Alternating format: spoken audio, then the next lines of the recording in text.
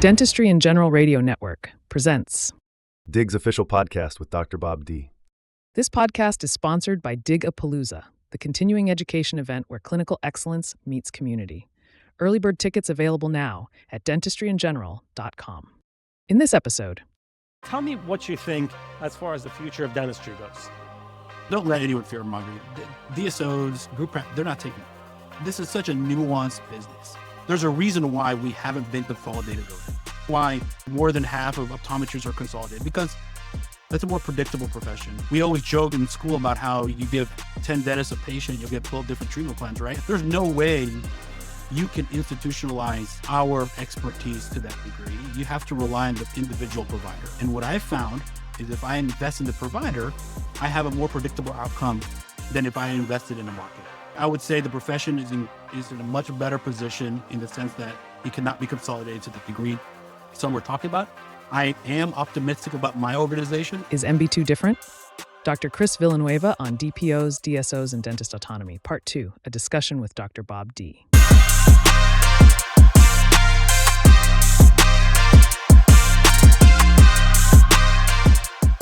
Yeah, and again, I'm going to get to the idealist personality is that I don't really care about money. I do.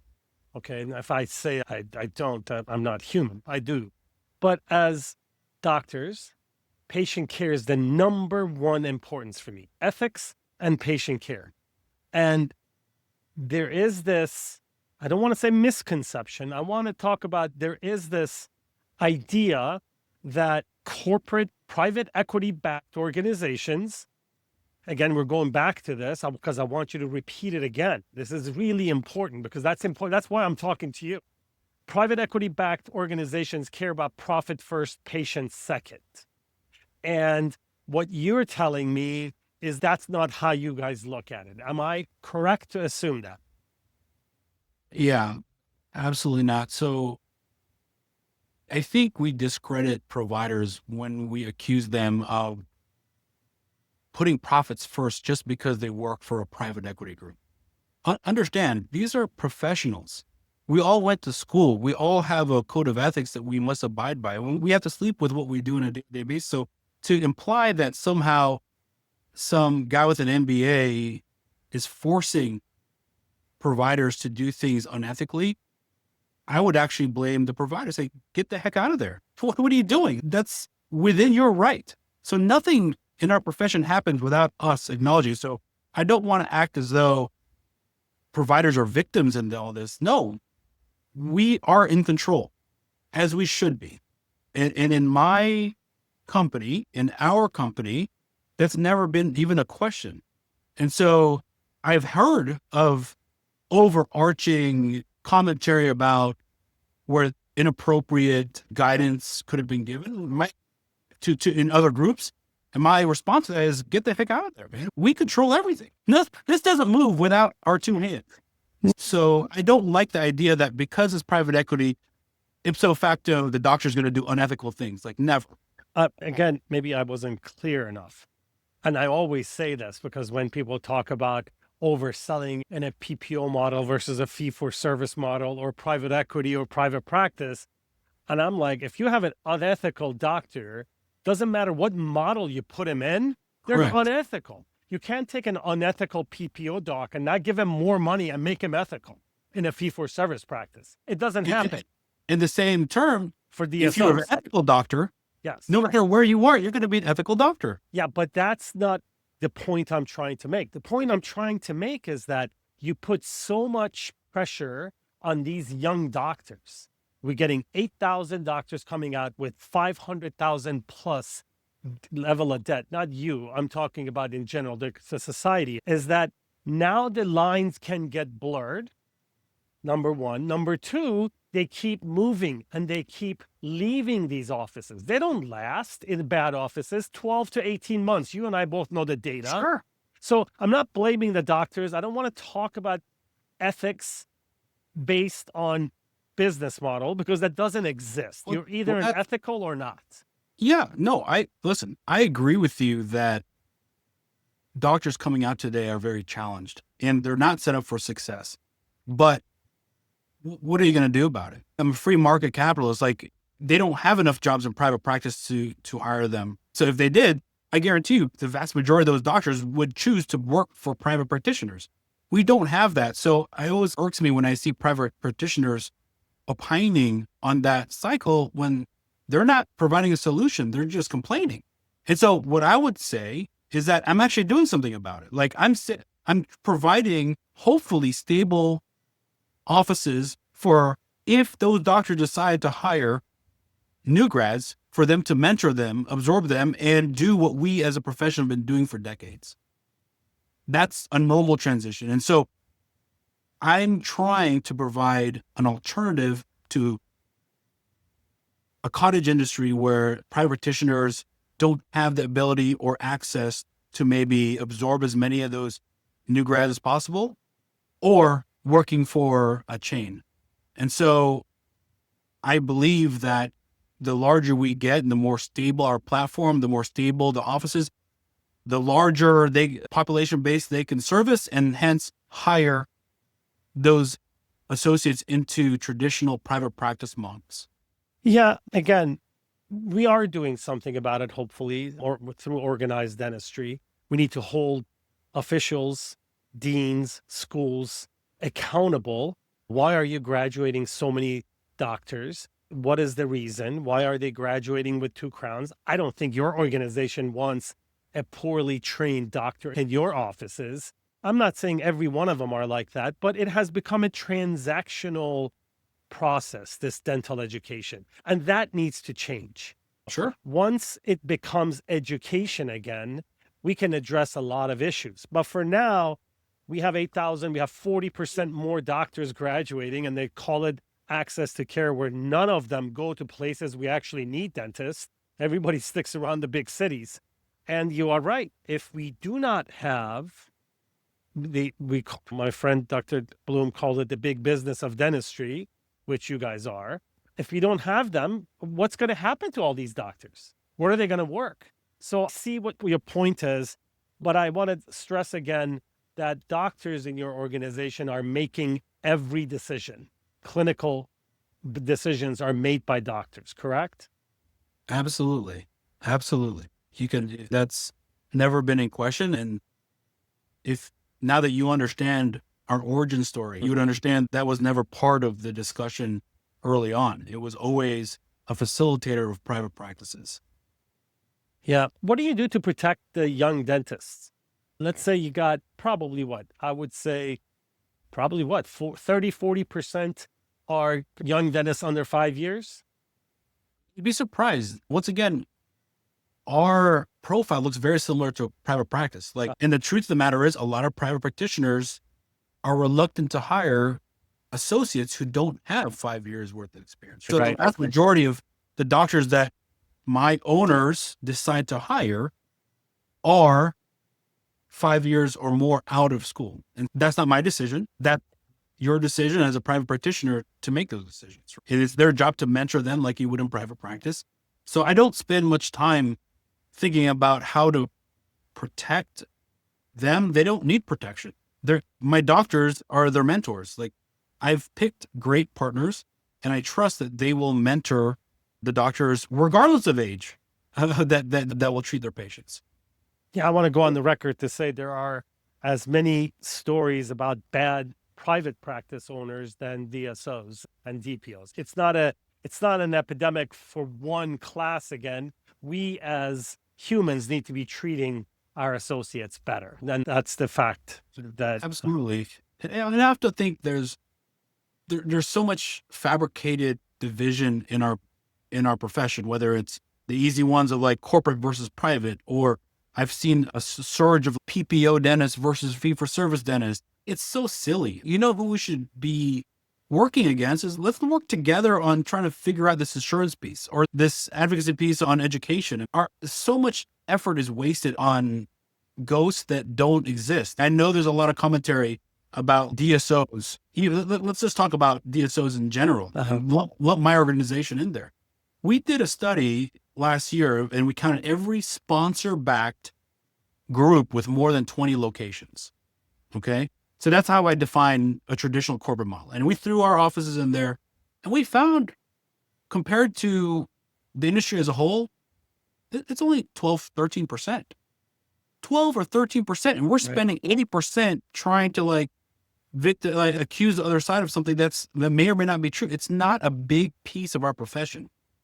And if you peel back the layers, you're like, we all went to school together. We all have the same, to your point, it doesn't matter where we work. We're either ethical or unethical. And so I would spend more time thinking through us as a profession, looking out for one another and making sure that we aren't being taken advantage of by vendors or insurance carriers or investors, than trying to make a nice clean line in the sand about corporate versus non-corporate, or PPO versus non-PPO, or specialist versus non-specialist. I think as a profession, we spend way too much time doing that. So let's switch this last part of the interview. And I really appreciate you being here once again. MB2 and Chris have not paid me. This is not an advertising. This is... You're really worried that people will think that you're going to get paid for it. No, this is important, right? This is important because this is not a plug for your organization, but the whole thing is making you look really good. And I don't have a problem shining light on that. In other words, if you are allowing doctors to make patient care decisions, I don't have a problem with that. That's why I told you it's an enigma for me. Yeah. So I want to rephrase that a little bit. I'm not allowing them to make those decisions. They're making those decisions. They're allowing me to be a guest in their house. It's not, it goes both ways. But yeah, I completely understand it. That's why I built this thing, right? And it comes as a leadership. And what happens when you're gone, when you retire? What happens to this organization? I don't want you to predict, but that's, again, a question I have. But let's talk about this. This is really important for you. Why didn't you become a member of the ADSO? That's the Association of Dental Support Organizations, for those who don't know, that has every single DSO a member of it, except you guys. To our earlier point, I didn't align with some of those groups. And I didn't want to be associated with some of those groups. And my mandate is not to them. My mandate is to my partners. And if it wasn't providing direct assistance or benefit to my partners, it didn't make sense. On top of that, it's very expensive. It's very expensive. And we already pay, a lot of it's already paid dues to the ADA. Many doctors are ADA members. And so it seems somewhat redundant. I understand there are some nuanced issues as you get older, as you get larger, I used to say, as a business. And we address that on our own. And so they just didn't, at the time, we look at it, didn't represent something that we wanted to invest in directly. They've could have grown. I can't opine on where they stand today, but that's the long and short of it. Right or wrong, I still view myself as a private practitioner, not as a private equity portfolio manager. I truly believe I look at myself as a private practitioner, and my partners are private practitioners. What do you do? You wake up in the morning, what do you do? What do I do? Come to work and I sit here and I take calls from my doctors. I travel a lot trying to talk to educate doctors about the organization. I host a lot of events here in Dallas, whatever the business needs of me. But a lot of what we do is very intentional. I like a very flat organization. I don't have an executive assistant. My doctors text me, DM me, call me. That's the way I like to run my business. To your point about what happens when I decide to quit, if I decide to quit, it's no different than all of us in our private practices. So back that up with, first of all, the good news is I'm not qualified to do anything else. I'm a dentist. This is all I know. It's not like I can be plucked from here and put into a podiatry roll-up or something. Like, this is it. This is my baby. I'm going to retire here. I love what I do. I owe it to my partners to stay. I was just in a discovery day earlier today, and I told them, one thing I could tell you is that if you join us, I'm going to be your partner for the rest of your career. I ain't going anywhere. I think I've earned that right to say that. We've now gone through 3 significant capital events in the last 7 years, which is unheard of. Tell me about that. What people don't understand how that works. Okay. So tell me this recap that you got has 3 of them. This is the education part that I wanted for you to tell me a little bit more. This podcast is sponsored by Digapalooza, the continuing education event where clinical excellence meets community. Early bird tickets available now at dentistryingeneral.com. I'll try to boil it down to something very simple. Whenever you have equity in your practice is valued at X, and when you have the same equity in a larger, more stable, more proven organization, it's exponentially larger. The valuation of the same dollar is more. And so our recap event is when that investment into the holding company is then monetized. They're able to take some money out of the business, which is greater than if they had left it in their private practice. I've created value for them by finding great partners, putting best practices in place, showing a historical track record for the organization's growth. Historically, we've done 30% growth year over year. It's impossible to do that in private practice for 17 years straight. So there is value to an investor just based on our performance. Forget the accusations about control and all that for a second, just from an investment standpoint. Yeah, let's give an example. Can we do that? Let's say I have a practice doing 1.5. MB2 comes to me and I become a partner. You buy 60% of my practice. Typically, I don't want you to be exact, but 60% of my practice. Am I correct to assume that? With a be possible, yeah. Let's say my practice is valued at, I don't know, $1 million. Let's say for better numbering. I know you can say bigger or smaller, okay? And instead of you paying me $1 million to get rid of me, you will give me $600,000 for 60% of my practice, and I keep 40%. And from that $600,000, you give me $300,000 cash and $300,000 in stock of the bigger company, which is MB2. Am I correct in assuming that? That structure is a potential outcome. It's not 30-30. It could be, we provide less stock because our stock is valuable. So I will be clear with your listeners, like, it's not normal to give that much stock. I mean, we value our stock. And so if you get stock in the company, yes, but you're right. If you get stock in the company, that stock will grow commensurate with the performance of the company. Okay, so are you telling me that was an important part? Because there are people listening to this to finding out how MB2 is run. So you're telling me that your stock is so valuable now that you don't no longer do 50. At some point, you were doing probably 50-50 stock and cash, right? It depends on the deal. Like if a very large deal and people really want stock, we can advocate for that. But understand, stock issuance in MB2 is a relatively new concept. Like we didn't issue stock. We started issuing stock in 2021, 2020, so only 3 or 4 years. Why? Because we valued our stock. And so how you got stock in the company is at a recap event, that 40% that you hold, you can sell 20% of that and elevate it to the company stock. That originally that was the only way to participate. And that was a fair way. It's okay, we'll give you cash. You can invest it in, Bitcoin. Bitcoin. Yeah, we all wish Bitcoin. But then ultimately you can get, but doctors wanted more stock. They said, okay, listen, I know the value now. Every time we recap, we tripled our investment. So if you put in $1 in 17, it turned into $3 in 21. And then last year, that $3 turned into $9. So it's a great investment with no management fees per se, like if you were putting it into a fund. So it's a very attractive vehicle. But yeah, that is the quid pro quo, is that you have access to a $4+ billion company growing at 30% a year. And we know all the players. You know the management, you know me, you know what I'm doing every day. You see the pipeline, you see the interest, you understand how this business grows, and you're living with your own 2 feet the fact that it's a zero compromise business. You have more time with your family. You make more money if you stay with it. I know there's going to be an analysis on the tax benefits of that, but you do make, we've analyzed it 10 ways so far, like you make more if you stick with it, you take less risk, and hopefully you're just a happier individual because you're surrounded by like-minded people who are invested in your business. And so it's a compelling value proposition that's worked over and over again. We are one of the few, if not the only, that's had 3 consecutive events where doctors are returned capital that they've invested. A lot of groups will say what they will, but they never get to do it. And so we're up against that. But the reality is, like, it's a privilege to invest in. There's normally minimums, there's normally management fees, but because you're part of the group, you get to participate directly. You get to see on a day. I just had my owners call 2 days ago, and they saw our numbers. They saw how we're performing as an organization, the pipeline, the inquiries of doctors asking to join. So you have a really good feeling about where this organization, and there's no competing model to us.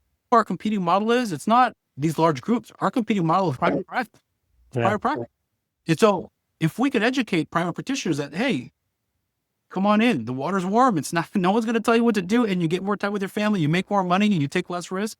it's normally a relatively easy. So what happens to that 1 million that you owe me? If you were a private practice, wants me out of my practice, you give me $1 million, I go retire. Now, what happens to that 1 million? What does the MB2 do to it? Retire. I'm sorry. I've come to you and we've decided that we're going to be a good fit. And the practice was valued as $1 million. What Sure. do you give me as a seller? What happens to the seller? So you're talking, if we buy 60%, yeah, a portion of that 60% will be cash, a portion of that will be stock, and a lot of it is driven by your preference.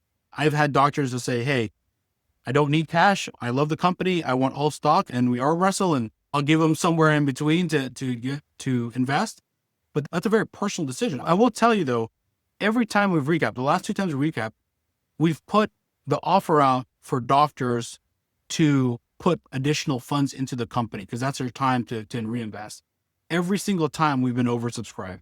In 2021, we got to a point where we would be above a certain threshold that the private equity guys said, no, we can't take any more money because our doctors were so bullish about our growth and our future and the leadership. And so I want to impress upon your viewers that we're not, other groups may be giving stock because they don't want to give cash. If you get stock in the company, it's because you want it.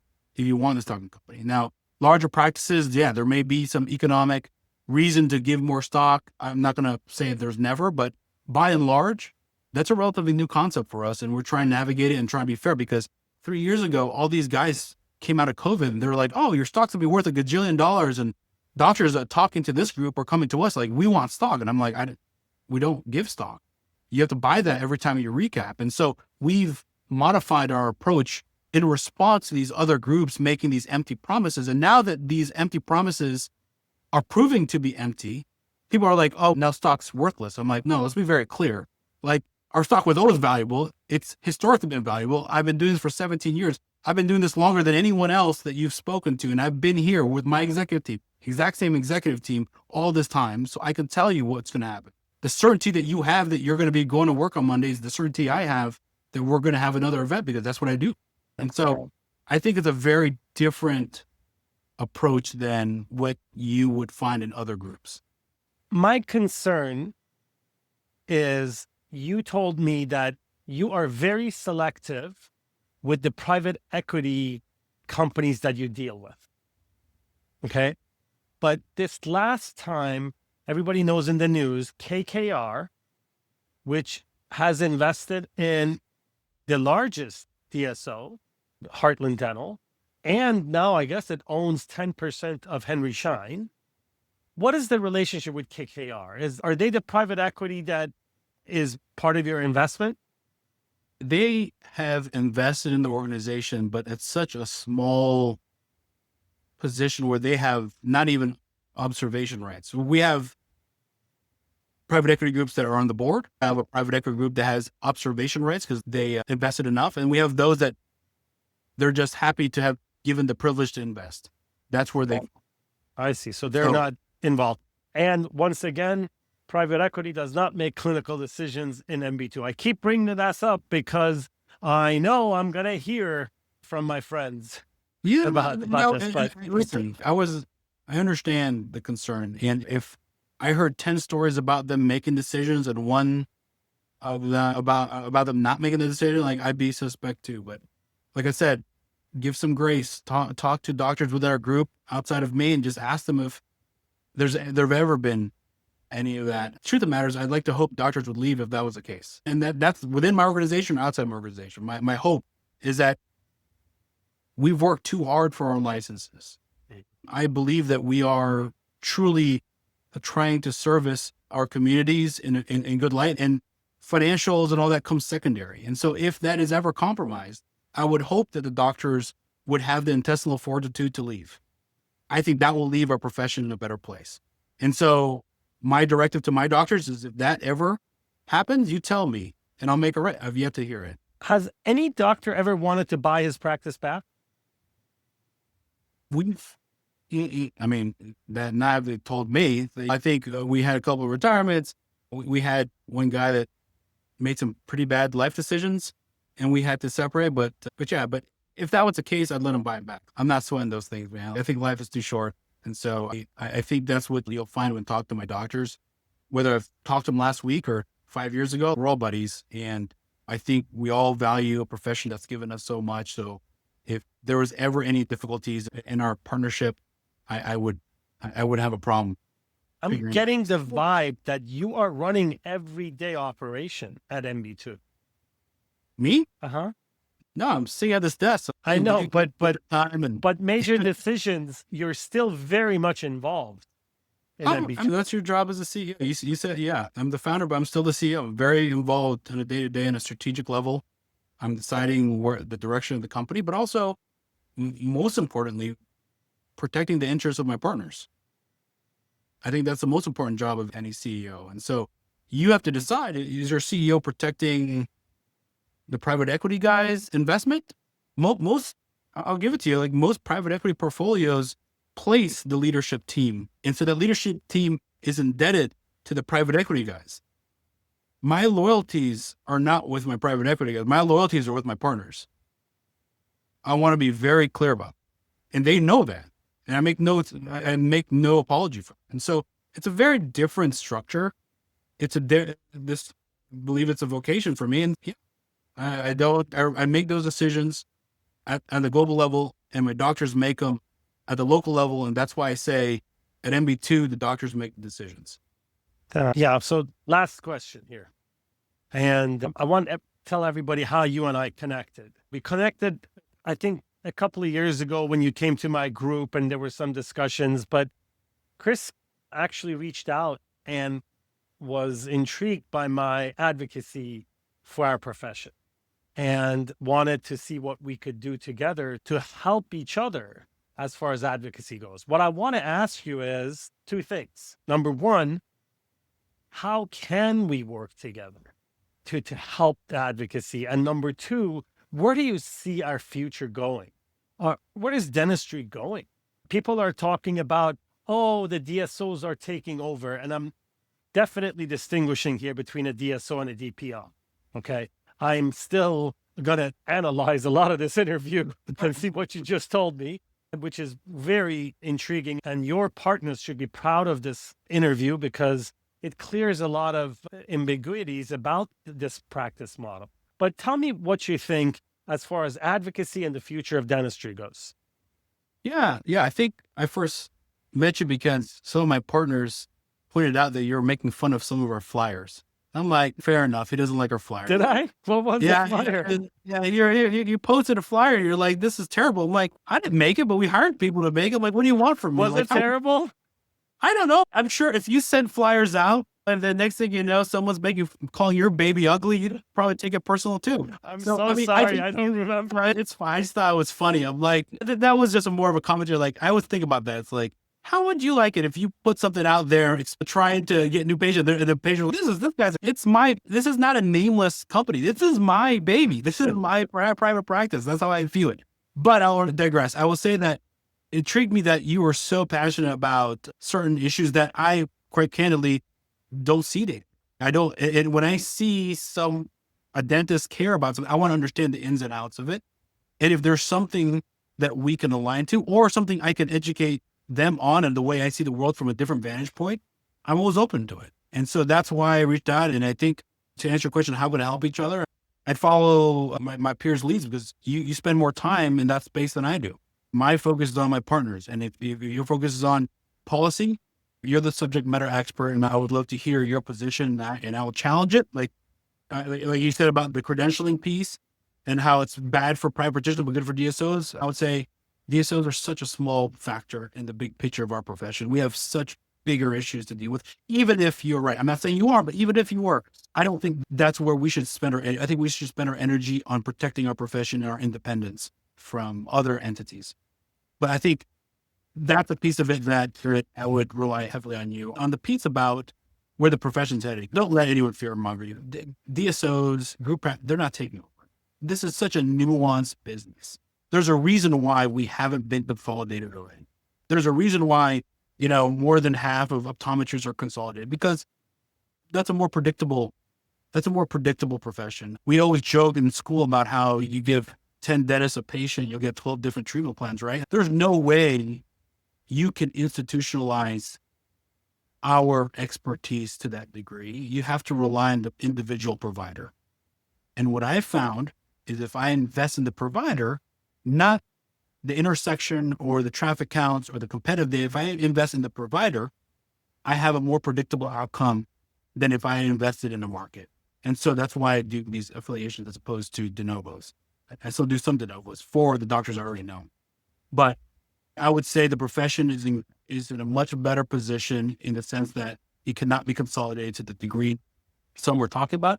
I am optimistic about my organization. I do believe in what I said about it being a non-compromised opportunity. And I think if and when we are scaled to the point where the financials are so blatantly obvious and the benefits are so blatantly obvious to a private practitioner, we will capture tremendous market share. And I hope that if we represent 5 or 10% of the industry, that's tens of thousands of practices. That's a long way to go. And you said yourself, we're the 4th largest, maybe in store count, not by profit. I guarantee you that. We're much larger. But in terms of store count, and we're 800, there's tremendous opportunity for a model that solves a lot of the problems that we all voice as private practitioners. And that's my hope, is that we end up in a space where we are servicing more private practitioners.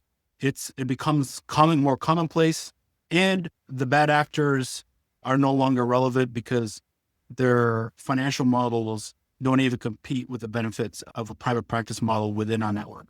Yeah, I want to agree with you there that I always say this and people get mad at me that we're a lot more like hairstylists than doctors because people travel for their hairstylists. I know a little bit thing or two about hair, but you didn't travel. But you see what I'm saying? In other words, dentistry is still not as expensive as medicine that we are forced to go see people. Dentistry, we are drilling in people's head. So do not be afraid of DSOs. Private practice model is here to stay. And this interview opens my eyes and hopefully a lot of people's eyes that there are different models out there. Some good, some may not. I don't know. Hey, I want to thank you for being here. Do you have anything to add at the end?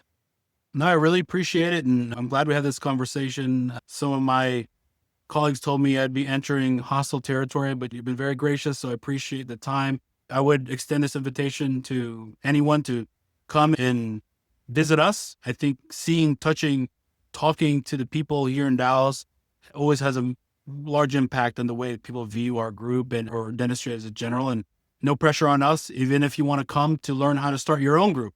I'm a huge advocate of dentists succeeding, whether it's through us, starting their own group, or joining our affiliation program, Carabelli Club. I think that's a great opportunity. Great. I appreciate the time. Thank you very much for being here, and hopefully we can meet at some point.